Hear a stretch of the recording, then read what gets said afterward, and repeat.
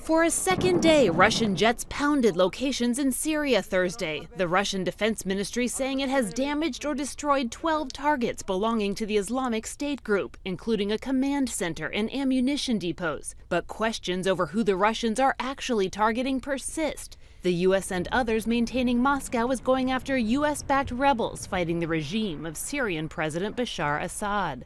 Despite their claims that they're focused on ISIL, they're actually carrying out military operations where there are few, if any, ISIL forces operating.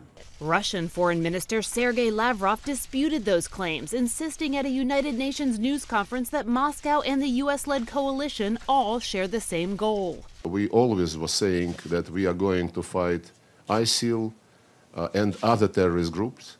This is the same position which the Americans are taking. We see eye to eye with the coalition on this one.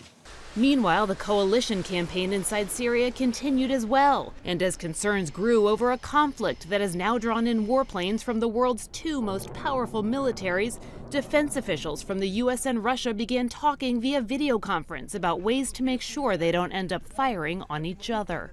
If we can take steps to avoid miscalculation, misjudgment, to avoid some sort of accident happening in the skies, we are going to at least engage in that conversation. On the ground in Syria, allegations that Moscow's strikes are hitting civilians. But Russian President Vladimir Putin called the reports information attacks and staunchly denied any civilian deaths. The U.S. and Russia do agree on the need to fight the Islamic State, but not about what to do with Assad. The U.S. and its allies have insisted Assad leave power, while Moscow, which has backed the Assad family for decades, supports keeping his regime in place. Kelly Daschle, Associated Press.